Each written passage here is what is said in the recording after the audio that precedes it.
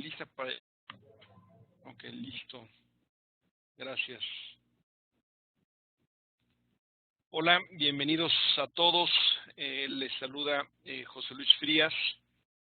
Vamos a ver el día de hoy un webinar acerca de los cálculos hidráulicos de la norma NFPA 13. Es una continuación de lo que empezamos a ver hace algunas semanas, que fue todo el desarrollo de hidráulica y que no nos dio tiempo de cubrir los cálculos hidráulicos a profundidad de la norma NFPA 13. Bueno, vamos empezando.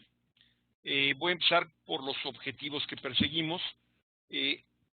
Se acordarán muchos de ustedes que cada que revisamos las normas de la NFPA y particularmente la 13, nos dice que nunca el objetivo de la norma ha sido el enseñar hidráulica y sí el enseñar los procedimientos para llevar a cabo la construcción de un sistema, para evaluar un sistema. Lo que esto ha ocasionado en muchas ocasiones, y que ya lo hemos platicado, es que los cálculos hidráulicos terminan siendo un dogma de fe. No sabemos exactamente de dónde vienen, por qué son, en qué momento se balancea, y simplemente lo creemos. Y si el resultado final nos da una desviación dentro del límite o nos da un balance, pues simplemente lo creemos. Lo que ha sucedido a raíz de esto es que no somos capaces de optimizar los sistemas porque no nos metemos a profundidad en la hidráulica. O no la entendemos o no nos metemos a profundidad, o inclusive, conociéndola, no sabemos cómo aplicarla para sistemas de rociadores. Voy a tratar, hice esta presentación, la traté de hacer de la manera más amigable. Voy a empezar por un sistema de rociadores muy pequeño, muy sencillo, cómo se resolvería de manera tradicional, cómo se resolvería hidráulicamente, no para fines de protección contra incendio, sino nada más fines hidráulicos, y después explicar por qué y de dónde salen los requerimientos de la norma de la NFPA 13. Ok, bien, entonces los objetivos, entender las fórmulas y las relaciones involucradas en los cálculos hidráulicos de sistemas de tuberías. Las fórmulas las conocemos y las relaciones más importantes es la relación cuadrática que tantas veces me han escuchado decirla. Por donde pasa el fluido hay fricción. Si pasa por tubería hay fricción, si pasa por tubería y accesorios hay mucha más fricción. Y la relación que existe entre la fricción o pérdida de energía, presión o carga con respecto del gasto siempre es cuadrática. Entonces, en particular, en este webinar, el objetivo sí es entender todas las fórmulas y relaciones que se involucran en los cálculos hidráulicos.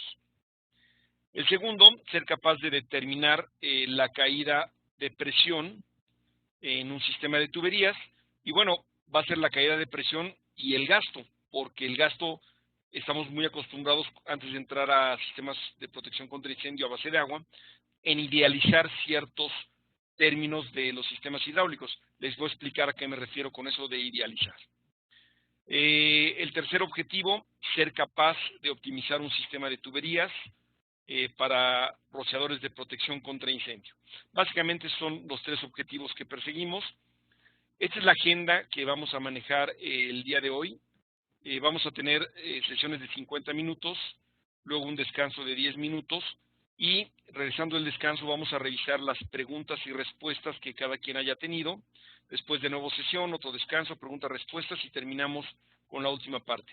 Estamos empezando a las 5 de la tarde, tiempo de México, Ciudad de México, en punto, y terminaremos 8 en punto. Vamos a ser muy disciplinados con los horarios, debido a que se trata de un webinar, y no tenemos la retroalimentación o la vista cara a cara como para saber si están o no están, y por respeto a todos, bueno, seremos disciplinados en los horarios. Me están auxiliando en este webinar mis compañeras Ivette en la administración de la plataforma, Verónica en capturar todas las preguntas y respuestas. Después de que las capture, las tratará de resumir, tratará de agruparlas, si hay duplicadas pondrá una sola, y Marcela también me está auxiliando en la operación de la plataforma y preguntas y respuestas. Todas las preguntas y respuestas, por favor, las van a poner en el chat. Yo no las voy a ver, porque si ven mi pantalla, solo está dedicada a la presentación. Las estará recibiendo Verónica, Marcela e Ivette de nuestro lado. Ellas las organizarán, ellas les contestarán inclusive por el chat, pueden estar conversando con ellas. Conmigo tengo el chat cerrado, únicamente tenemos comunicación ahorita de una vía, de mi máquina hacia ustedes. Bueno, estos son los objetivos, los 3 objetivos que perseguimos. Vuelvo a repetir, en esta ocasión en particular, sí perseguimos entender bien la hidráulica del ala Z aplicada a sistemas de protección contra incendio. Ok, empezaré con una breve introducción respecto de la norma NFPA 13. La norma vigente es la edición 2016. No tenemos todavía acceso a versión en español de la norma 2016, únicamente en inglés. La norma tiene afortunadamente su handbook, su manual, y como ya me han escuchado decir, el manual es de mucha ayuda para entender el lenguaje árido que muchas veces tenemos en las normas, porque simplemente no lo entendemos y nos refiere de una a otra y nos trae brincando de punto a punto. La norma del 2016 se preparó en junio del 2015, se hizo en efectiva en agosto del 2015, y como saben, muchas de las normas del NFPA son adoptadas por el ANSI, el Instituto Estadounidense de Estándares, en septiembre del 2015. Cada quien en sus países tiene algún instituto similar en donde una norma técnica la hace parte de su normatividad, de su jurisdicción.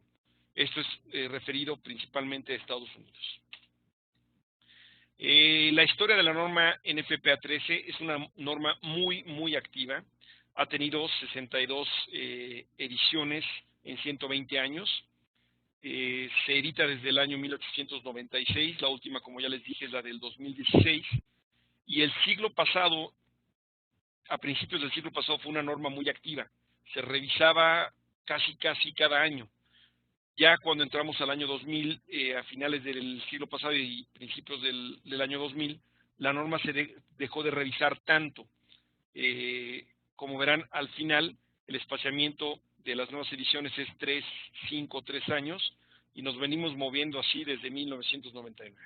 Entonces, la norma vigente al día de hoy es la 2016 en inglés. Nos vamos a referir a ella. Los numerales que vamos a estar viendo en las diapositivas están referidos a la norma del 2016 en inglés. Contiene la norma de 27 capítulos, 6 apéndices y 467 páginas. Es una de las normas más populares en la NFPA, más taquilleras en la NFPA, y yo diría de los cálculos más complicados, sin entrar a la hidráulica, simple y sencillamente entrando a los procedimientos.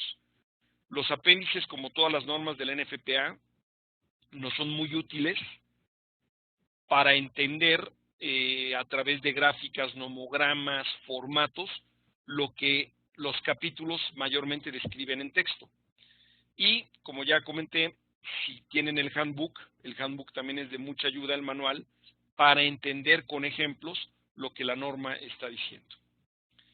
Es una de las pocas normas que tienen más de un comité. Tiene 4 comités con 4 presidentes, 110 miembros, es un grupo muy activo.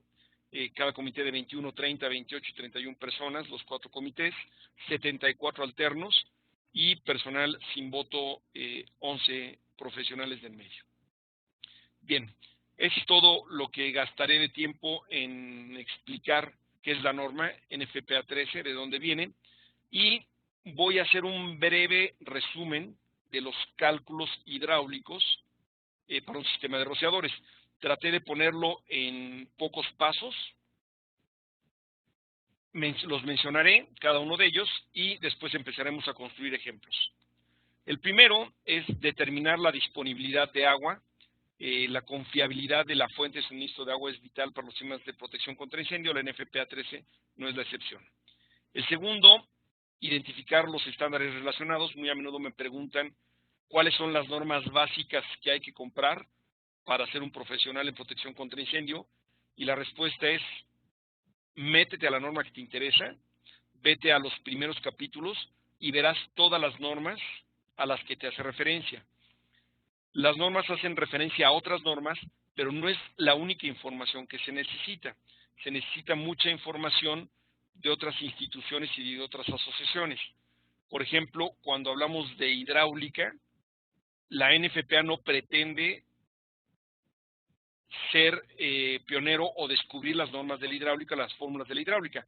Se refiere evidentemente a normas del Instituto de Hidráulica, a normas de la Sociedad de Ingenieros en Plomería, a normas de la Sociedad de Fabricantes de Bombas, etcétera. Entonces, las publicaciones relacionadas no nada más se limitan a estándares de la NFPA. También hay muchos estándares del medio que se relacionan y, vuelvo a repetir, vienen en las primeras páginas siempre de las normas. El tercer paso sería la clasificación de riesgo en base a la ocupación. Y yo haría aquí dos grandes divisiones en la clasificación de riesgo. Cuando la clasificación de riesgo es almacenaje y cuando la clasificación de riesgo no es almacenaje. Voy a tratar de agruparlo así de primera instancia. El almacenaje es sumamente complejo, sumamente elaborado, y depende de la altura, de cómo está contenida la mercancía, qué tipo de mercancía, si es inflamable, si el contenedor que tiene la mercancía es o no inflamable, si es permeable o no es permeable. Entonces, todo eso es el grupo grande de almacenaje. Y el otro grupo sería ocupaciones, las voy a llamar comunes. Dicen muchos ingenieros que cuando en rociadores se ha hecho la clasificación de riesgo, se tiene avanzado por lo menos la mitad del camino. Pudiera ser cierto si se trata de no almacenes. Cuando se trata de almacenes es una labor ardua y después vienen ya los cálculos hidráulicos. El cuarto paso es definir el método de cálculo. Antes del gran desarrollo de las computadoras y del software, utilizábamos mucho el catálogo de tuberías o el pipe schedule. Y simple y sencillamente diseñábamos sistemas de rociadores de acuerdo a una tabla, la vamos a ver más adelante, de acuerdo a una tabla que me decía para un rociador y tal riesgo, tal diámetro, para dos rociadores, tal diámetro, 3, 4, 5, y empezaba uno a agrupar. No tenía uno que preocuparse porque los cálculos hidráulicos estuvieran bien o mal. El pipe schedule, el método de catálogo o criterio de tuberías para rociadores, había hecho eso con anterioridad y lo único que teníamos que hacer nosotros era utilizarlo. Después venía el cálculo hidráulico. El cálculo hidráulico empezó a volverse popular con el desarrollo de los programas, con el desarrollo del software, cada vez más amigables, cada vez nos dan más visión de lo que está pasando con la red de rociadores, nos da la oportunidad de optimizar, nos da la oportunidad de ver qué está sucediendo. Y, por último, diseños especiales. Nosotros vamos a estar enfocándonos evidentemente en este webinar al cálculo hidráulico, pero vamos a estar recurriendo como punto de partida al catálogo de tuberías o al pipe schedule. Voy a explicar en su momento cuando lo haga. El quinto paso sería definir el número de sistemas a los que vamos a suministrar. El sexto paso, determinar el espaciamiento entre rociadores. Aquí empezamos a utilizar las fórmulas y los procedimientos de la NFPA. Una vez que tuvimos clasificado el riesgo, vamos a utilizar la curva de densidad área para ver qué densidad de galones por minuto por pie cuadrado vamos a dar al espacio que estamos protegiendo. Determinar el flujo por rociador con las fórmulas A es igual a S por L, la geometría del área remota, y gasto es igual a A por D, la densidad. Determinar la presión requerida en el rociador más crítico. Aquí ya empieza a requerirse habilidad para ver cuál es la zona hidráulicamente más crítica, más remota, más demandante. Esta fórmula, que la utilizamos para la NFPA, que dice que Q es igual a K por la raíz cuadrada de P, la utilizamos para rociadores, pero es una fórmula genérica para cualquier orificio de descarga. Y nos dice que el gasto es igual al coeficiente de descarga, a la K, multiplicada por la raíz cuadrada de la presión. De aquí podemos despejar para P, para K. Aquí tenemos el despeje de que la presión es igual a la división del gasto entre el coeficiente del orificio, de descarga del orificio, elevado al cuadrado. El siguiente paso, determinar el área hidráulicamente más crítica. Vamos a utilizar el acrónimo HMDA para determinar el área hidráulicamente más crítica y desde ahí empezar a hacer los cálculos. Una vez que tuvimos el área hidráulicamente más crítica, vamos ahora sí a determinar el gasto, el flujo requerido y la presión requerida para esa zona y por lo tanto para mi sistema.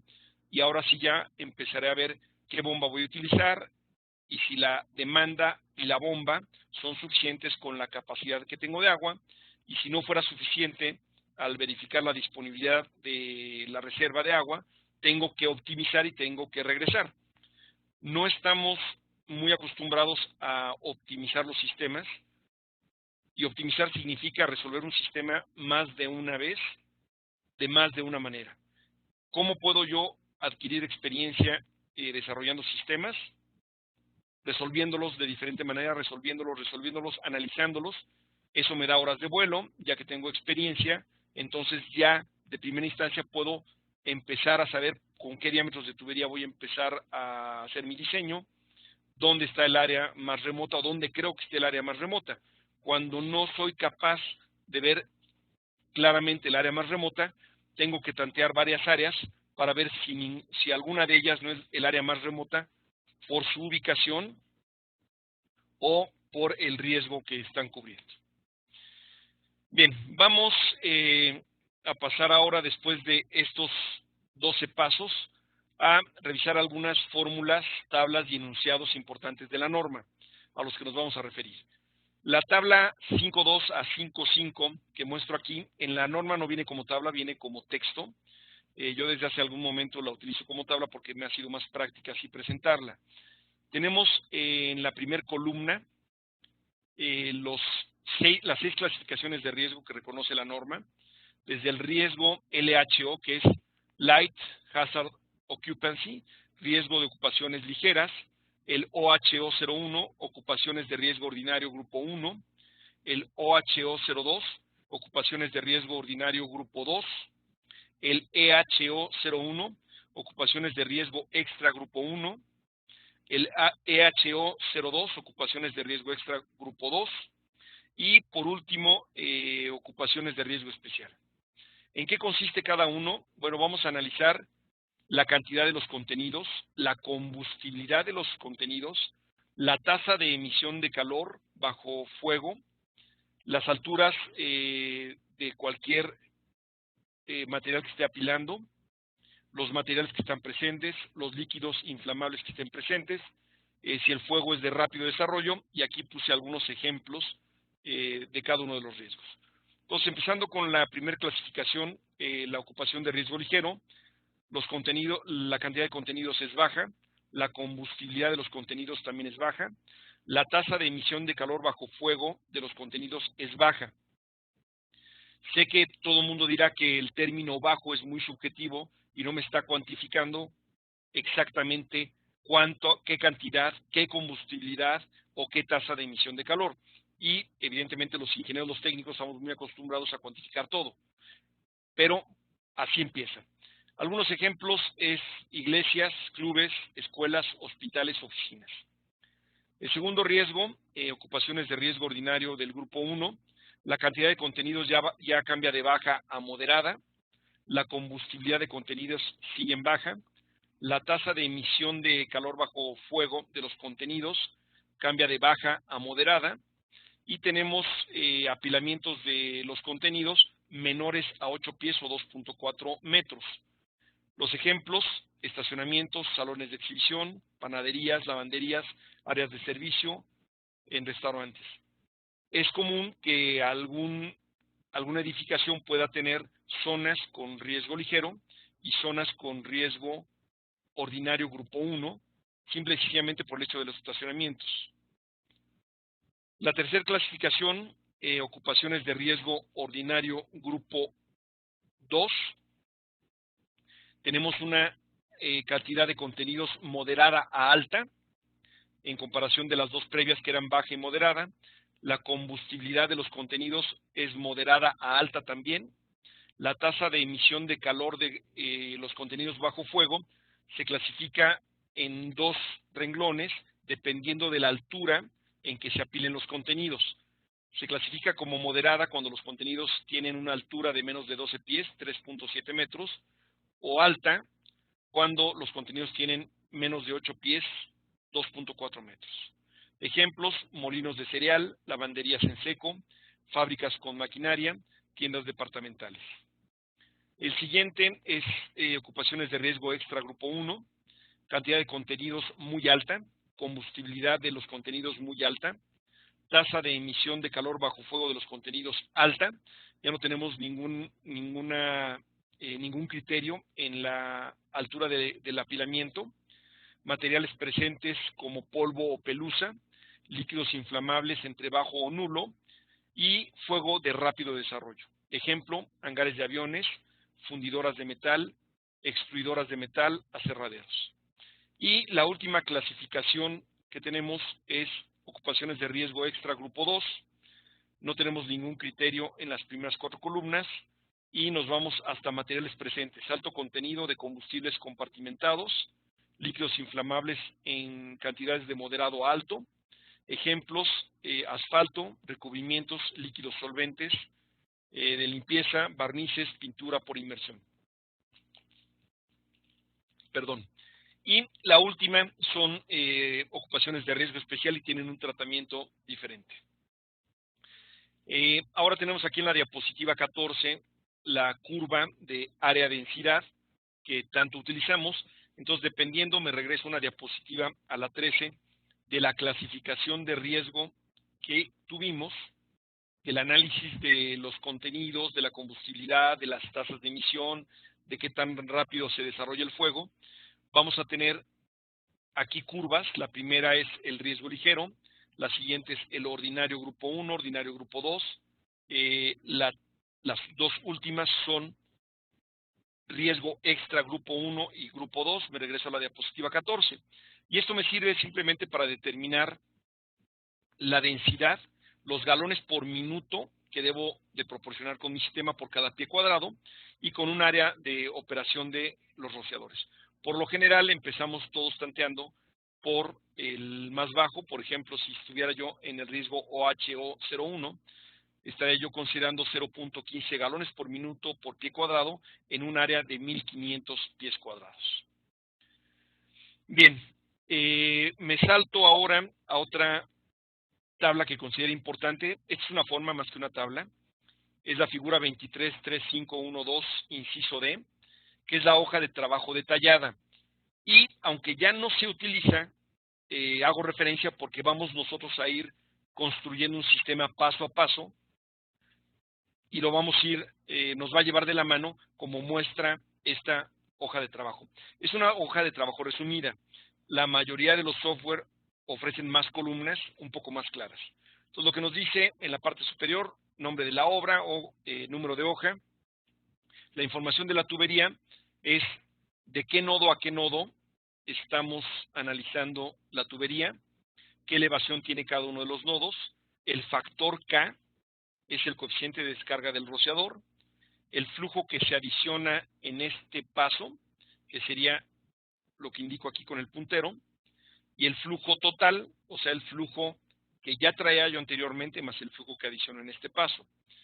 El diámetro nominal de la tubería, que nada más es el NPS, que ya lo habíamos definido. NPS es Nominal Pipe Size, diámetro nominal de la tubería, pero en la gran parte de nuestras aplicaciones no significa que sea el diámetro interno o el diámetro externo.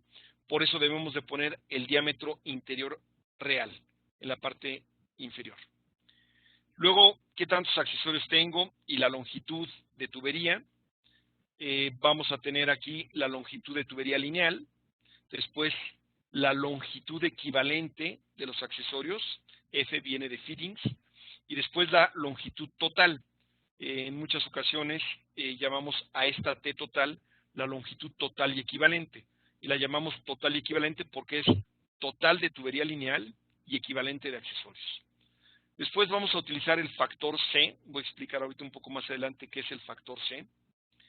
Y voy a utilizar alguna fórmula, también voy a definir qué fórmula vamos a utilizar para encontrar la caída de presión, la pérdida de presión, la pérdida de presión, la pérdida de energía, expresada en libras sobre pulgada cuadrada por pie.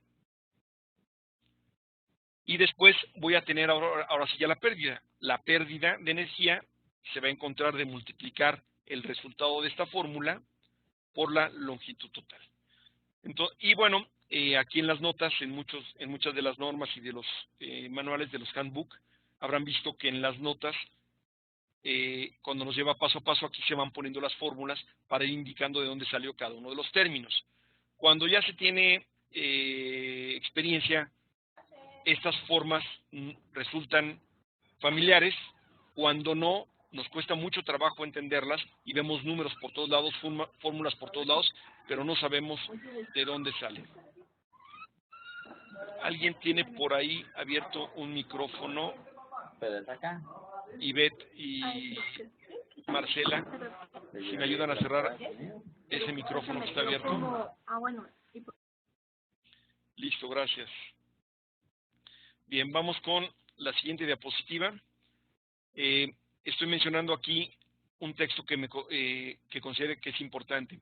En el 23412 nos dice la norma que los diámetros nominales de tubería no deben de ser menores a 1 pulgada para tubería de acero negro o galvanizado, o 3/4 para tubería de cobre, latón o tubería no metálica listada para uso con rociadores, y la excepción es lo que se menciona en los numerales 8, 15, 24 o 8, 15, 25.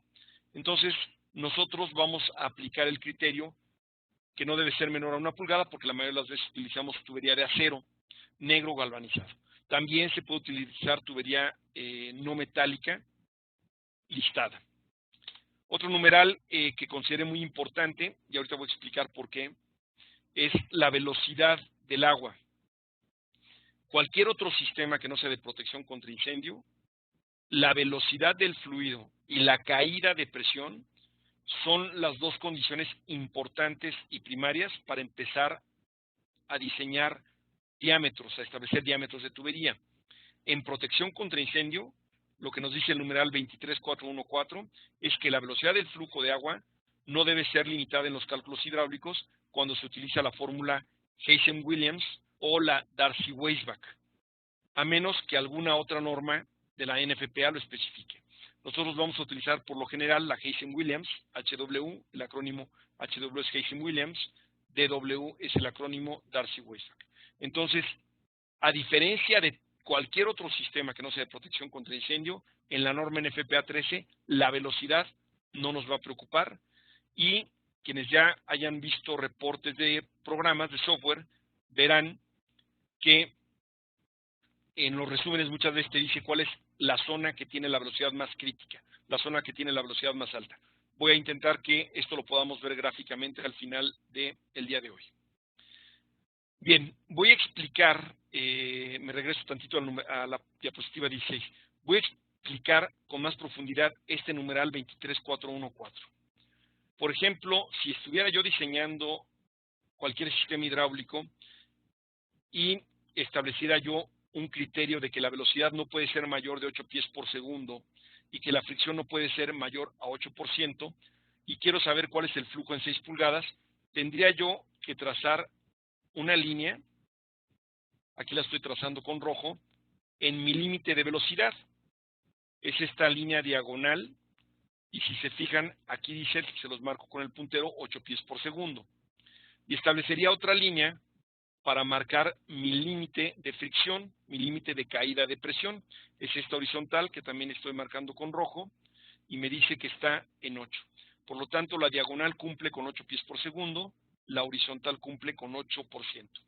Por lo tanto, toda el área verde es el área permitida bajo de este criterio.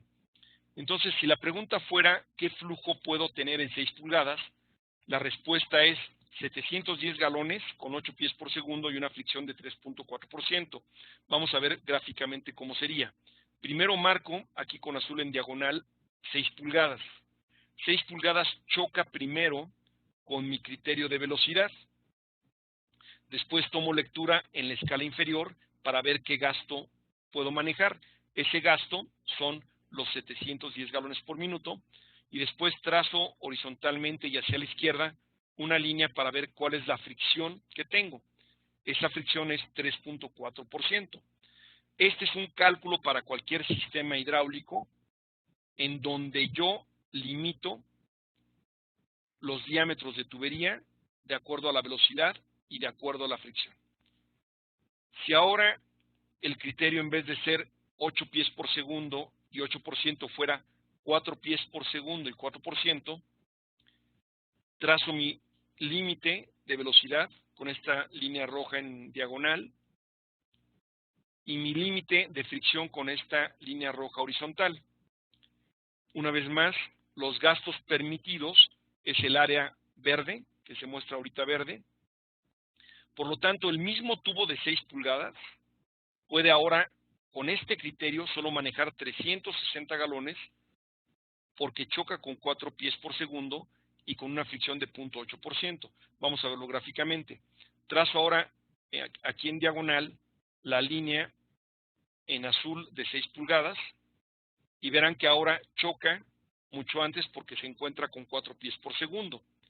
Trazo en esa intersección una línea vertical, tomo lectura hacia abajo y veo que el gasto que puedo manejar ahora ya nada más es de 360 galones por minuto. Trazo una línea horizontal hacia la izquierda, tomo lectura en el eje izquierdo y veo que la fricción es ahora 0.8%. Entonces, un mismo tubo de 6 pulgadas puede manejar desde la diapositiva anterior 710 galones por minuto hasta la diapositiva actual 360 galones por minuto. Pero ese no es su límite. El límite va mucho más allá que eso. Vamos a recordar el numeral que nos dijo la NFPA. Si yo no le pusiera límite a la velocidad, 6 pulgadas con una velocidad, por ejemplo, de 20 pies por segundo, lo estoy mostrando aquí con el puntero, 6 pulgadas con 20 pies por segundo, bajo verticalmente, puede llegar a manejar hasta 1500 galones por minuto. 6 pulgadas, bueno, este nomograma está limitado hasta 20 pies por segundo, pero 6 pulgadas pudiera circular en 30, 40, 50, n pies por segundo. ¿Hay un límite? Sí lo hay, por ruido, vibración y el efecto de golpe de ariete, pero los límites en contraincendios son mucho más amplios y no existen concretamente en velocidad. ¿Por qué? Porque el objetivo no es que tengamos un sistema que no haga ruido o que no vibre. Queremos un sistema que conduzca el agua y la descargue en donde yo quiero. Entonces, esta es la comparación que quería yo hacer de un sistema de protección contra incendio contra un sistema convencional. En protección contra incendio, insisto, no vamos a tener límite en la velocidad. Bien, vamos a la diapositiva 19. Aquí en la diapositiva 19 tenemos la tabla 234311 y es la longitud equivalente de tubería, accesorios y válvulas en tubería de cédula 40, longitud equivalente en cédula 40. Entonces, por ejemplo, cuando yo tengo un codo de 90 grados radio largo de 4 pulgadas, vengo por este renglón, encuentro 4 pulgadas y veo que la longitud equivalente son 6 pies o 1.8 metros. Si el codo de radio largo, en vez de ser de 4 pulgadas, fuera de 1 pulgada, la longitud equivalente ahora es de 2 pies o 0.6 metros. ¿Para qué me sirve esto? Si se acuerdan de la forma, del formato en donde vamos a hacer los cálculos hidráulicos, el formato me va a ir pidiendo las longitudes equivalentes de los accesorios que tiene cada tramo de tubería. Por ejemplo, uno de los más comunes, la T. La T de 4 pulgadas tiene una longitud equivalente de 20 pies. La T de 1 pulgada tiene 5 pies. La T de 1 1/4, 6 pies. 1 1/2, 2 pies. Perdón, 8 pies. 2 pulgadas, 10 pies y así sucesivamente. Entonces, esta tabla es la que vamos a utilizar para hacer los cálculos. Ustedes la tendrán en su material para también hacer ejemplos, o si tienen la norma se refieren en la edición 2016 al numeral 234311 para ver esta tabla. Bien, vamos ahora sí a los famosos valores C. La fórmula de Haysom y Williams utiliza factores C, que son las condiciones internas de la cara del tubo, o la rugosidad, como le llamamos también en muchas ocasiones, para los cálculos de fricción. Entonces, en esta tabla tengo los valores C para diferentes tipos de tubería. Nosotros, por lo general, vamos a utilizar el acero negro en 120, aunque hay muchas publicaciones que el acero negro lo mencionan en 130 y hasta 140.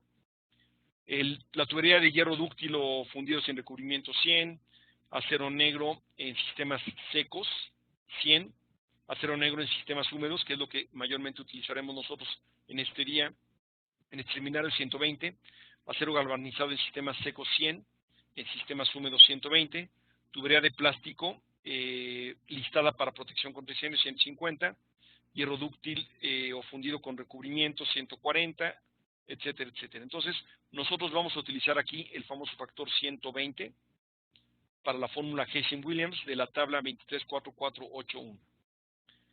Bien, otro texto que considero importante mencionar es el 234881. Dice que las pérdidas por fricción en tubería, de acuerdo a la fórmula de Haysom-Williams con valores C, vienen de la tabla que les acabo de mostrar, pero hay varias consideraciones. Yo solo estoy mostrando la consideración 1 y la consideración 5. Toda la tubería, accesorios, filtros y cualquier otro dispositivo, tales como válvulas, medidores e interruptores de flujo, deben ser considerados en los cálculos. Asimismo, deberán ser considerados en los cálculos los cambios en elevación que afecten la descarga de los rociadores. Entonces, como ya me han escuchado decir, por donde pasa el agua hay fricción. No importa si es filtro, no importa si es codo, si es válvula, si es tubería lineal. Por donde pasa el líquido hay fricción. Y la fricción, vamos a llamarla que es un componente dinámico, solo existe cuando hay movimiento, y hay un componente estático, lo vamos a llamar así, que es la elevación, cuando yo tengo que subir el agua de un nivel bajo a un nivel alto o a varios niveles altos. Y la otra consideración importante es el inciso 5 de este numeral, es que la pérdida en accesorios debida a la T con flujo recto, no derivado, no a 90, no debe ser considerada. Solo vamos a considerar la T en flujo derivado. Voy a explicar a qué me refiero, a qué se refiere este numeral. Bien, este es un resumen, la siguiente diapositiva es un resumen de la tabla, el apéndice A, en el numeral 632, que evidentemente corresponde al capítulo 6, y es un resumen porque solo menciono aquí tubería de cédula 40. Menciona esta tabla varias cédulas de tubería, pero yo lo resumí nada más a la cédula 40. Entonces, en las primeras dos columnas tengo el diámetro nominal en pulgadas y en milímetros. Entonces, una tubería de 2 pulgadas no tiene 2 pulgadas ni exteriores ni interiores. 2 pulgadas tiene un diámetro exterior de 2.375 y un diámetro interior de 2.067. El que a mí me va a interesar es siempre el diámetro interior. Entonces, para una pulgada, por ejemplo, me interesa 1.049, para una 1/4 me interesa 1.380 y así sucesivamente. Estos son los valores que vamos a estar utilizando para los cálculos. Bien, vamos ahora al famoso catálogo de tuberías o al Pipe Schedule para clasificaciones de riesgo LHO, ocupaciones de riesgo ligero. El criterio me dice que si tengo tubería de acero, voy a utilizar para cada 2 rociadores hasta 1 pulgada, 3 rociadores 1 1/4, 5 rociadores 1 1/2, 10 2, etcétera. Si fuera de cobre, voy a estar utilizando para cada 2 rociadores 1, 3 1 1/4, 5 1 1/2. Aquí ya salto a 12 en vez de 10 de la tubería de acero, voy a estar utilizando 2 pulgadas. Mucha gente cuando empieza a trabajar en cálculos hidráulicos toma como punto de partida el Pipe Schedule, el catálogo de tuberías que estoy mostrando aquí en la tabla 237221 a 2374. Cuando ya tenemos experiencia, evidentemente puedo empezar a optimizar los diámetros, la mayoría de las veces a diámetros más pequeños. Si el riesgo se tratara de ocupaciones de riesgo ordinario grupo 1 y grupo 2, o HO 1 y 2, el pipe schedule, el catálogo de tuberías, me diría que para cada 2 rociadores se utiliza 1 pulgada, para cada 10 rociadores 2, para cada 65 rociadores 3,5, y así sucesivamente. Cuando se trata de acero, cuando es cobre, lo mismo, para cada 12 rociadores 2, para cada 75 rociadores 3,5 en vez de 65 del acero. Lo que les decía yo al principio es que aquí no me preocupo tanto por los cálculos hidráulicos y simplemente tiro mis líneas. Acuérdense de mi comentario cuando digo tirar líneas, es que empiezo a dibujar, a trazar mi red de tuberías. Simplemente me preocupo por utilizar el pipe schedule y sobre esto poner los diámetros.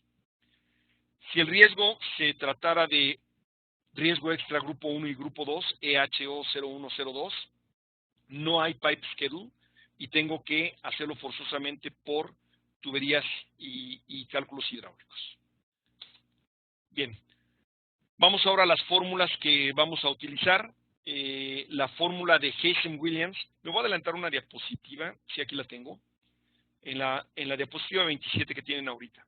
La fórmula Haysom-Williams que todo mundo vemos en libros, normalmente viene expresada como que la pérdida por fricción en porcentaje de tubería, en pies por cada 100 pies, es igual a un factor por la longitud multiplicado por la velocidad sobre la constante C, la constante de rugosidad, elevado a la 1.852, multiplicado por la inversa del diámetro elevado a la 1.167. La Darcy-Weisbach, que no la vamos a utilizar, pero también es muy común, y si a mí me preguntan, para cálculos, para software, se utiliza más la Darcy-Weisbach que la Williams-Haysom, a menos que tú le digas al software que es protección contra incendio y que quieres que lo haga por Haysom-Williams. La Darcy-Weisbach nos dice que la pérdida por fricción es un factor de fricción que multiplica la relación de L en D, longitud y diámetro, y multiplica la carga por velocidad. La carga por velocidad es la V cuadrada, la velocidad al cuadrado sobre 2 veces la aceleración de la gravedad. Entonces, este es como normalmente nosotros vemos la fórmula de Haysom-Williams en los libros. Ahora me regreso a cómo se menciona en la norma NFPA 13. En la norma NFPA 13 es exactamente la misma fórmula, pero modificada, simplificada, para que el resultado sea en libras sobre pulgada cuadrado por cada pie. Entonces la fórmula me dice que las libras sobre pulgada cuadrada por cada pie, las libras sobre pulgada cuadrada perdidas en cada pie de longitud de tubería, es igual a 4.52 por el gasto en galones por minuto elevado a la 1.85 sobre la constante de rugosidad C a la 1.85 multiplicado por el diámetro elevado a la 4.87. De repente hay confusión porque esta es una D minúscula y en algunas otras fórmulas hay Ds mayúsculas que también se refieren al diámetro en pulgadas. Algunos otros textos, como ustedes sabrán, de hidráulica particularmente, cuando es D mayúscula se refiere a pies, cuando es D minúscula se refiere a pulgadas. Bien, esta diapositiva 27 ya la vimos. Otra fórmula útil de la norma NFPA 13 es la 23422, que es la fórmula de presión por velocidad.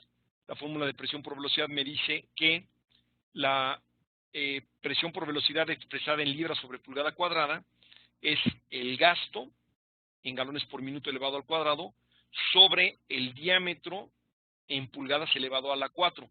Este es el caso en donde hay una D mayúscula que también se refiere a pulgadas. Otra fórmula muy útil es la del coeficiente de descarga y me dice que el coeficiente de descarga en algún nodo es igual a la relación que existe del gasto en galones por minuto sobre la raíz cuadrada de la presión en libras sobre pulgada cuadrada. Bien, la fórmula de velocidad genérica la podemos encontrar en cualquier libro, no necesariamente viene así expresada en la norma NFPA 13. Nos dice que la velocidad en pies por segundo es igual a 0.4085 multiplicado por el gasto en galones por minuto sobre el diámetro expresado en pulgadas, el diámetro de la tubería expresado en pulgadas, y este diámetro, como los anteriores, son diámetros en pulgadas. Bien, estas son las fórmulas que vamos a utilizar. Vamos a construir un pequeñísimo sistema de la manera más sencilla y por el método tradicional, no tradicional de incendio. por el método tradicional hidráulico que no se utiliza para protección contra incendio. Voy a empezar por definir el sistema. Se trata de una tubería que tiene 3 rociadores. El sentido del flujo es desde este punto, desde este nodo que indico con el puntero, hasta el rociador 3, luego el 2, luego el 1. Aquí estoy identificando los rociadores o los nodos. El nodo 3, el 2 y el 1 son nodos que descargan porque son rociadores. El nodo 4 no es un nodo de descarga, simplemente es un nodo de referencia, y en este nodo de referencia es desde donde voy a hacer mis cálculos, desde 4 hasta 1. El diámetro de tubería lo estoy tomando del Pipe Schedule, del catálogo de tuberías. Voy a asignar 1 1/4 para el tramo que va del nodo 4 al 3, 1 pulgada para el nodo 3 a 2, que el nodo 3 es un rociador y el nodo 2 es un rociador, y también 1 pulgada para el tramo de tubería que va del nodo 2 al nodo 1. La longitud de la tubería entre el 4 y el 3 es 5 pies, entre el 3 y el 2, 10 pies, entre el 2 y el 1, 10 pies. Es simétrico, tengo 10 pies y 10 pies, y aquí tengo la mitad porque justo el nodo 4 está a la mitad del rociador 3 y el posible rociador 5 que estaría por acá a la derecha. Ahorita no lo vamos a analizar, más adelante sí. Bien, yo quisiera tener 20 galones por minuto y lo voy a idealizar. Idealizar significa que yo voy a pensar que cada uno de ellos va a tener 20 galones por minuto. Vamos a ver que esto no es cierto, a menos que yo varíe los coeficientes de descarga de cada uno de los rociadores.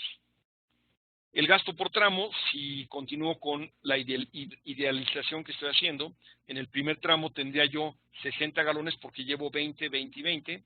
En el segundo tramo, que va de 3 a 2, tendría yo 40. Y en el último tramo ya nada más tengo 20 galones por minuto. Bien, voy a empezar a hacer el desarrollo. Voy a dejar el diagrama isométrico en la esquina inferior izquierda de la diapositiva, y aquí a la derecha voy a empezar a utilizar el formato un poquito más completo, como les decía yo, del básico que menciona la norma, y vamos a empezar a construirlo. Voy a empezar de derecha a izquierda, del punto 4 hasta el punto 1, y voy a analizar primero, mi primer paso es analizar de 4 a 3. Perdón, no dije la elevación, todo lo tengo a una misma elevación y voy a decir que es una elevación de 10 pies. ¿De acuerdo? Entonces el nodo 4 se encuentra a 10 pies de elevación, el 3 también a 10. El nodo 4 no descarga, el nodo 3 pretendería yo que descargara 20 galones por minuto. Todavía no tengo calculada la presión residual, lo voy a hacer al final. Y tengo un diámetro de tubería nominal de 1 1/4, 1.250. El diámetro interior real es 1.380. El coeficiente de rugosidad, el valor C, es 120. La velocidad ya la calculo en base a la fórmula, y la velocidad, si recuerdan la fórmula que vimos anteriormente, va a ser 0.4085 multiplicado por el gasto de ese tramo, que el gasto acumulado es 60, sobre el diámetro interior real, que es 1.380 elevado al cuadrado. Esto me da 12.9 pies por segundo de velocidad. Es un criterio alto contra el 8 o 4 que comparamos en los nomogramas de diapositivas anteriores. Pero bueno, es protección contra incendio, como ya había dicho. Después voy a tener una T. Esta letra significa que ahí tengo una T. Y esa T tiene una longitud equivalente de 6 pies. Esa longitud equivalente la estoy tomando de la tabla 234311, longitud equivalente en tubería de cédula 40. Después, ya con esa información puedo calcular la caída de presión expresada en libras sobre pulgada cuadrada por pie. ¿De dónde sale? De una constante que es 4.52, que multiplica al gasto que llevo en este tramo, que son 60 galones por minuto, elevado a la 1.85, sobre la constante de rugosidad, que es 120, aquí lo tengo, 120, elevado a la 1.85, y multiplicado por el diámetro interior, que es 1.380 elevado a la 4.87. Todo esto me da 0.2612. 0.2612, ¿qué? Libras sobre pulgada cuadrada que se pierden por cada pie de longitud.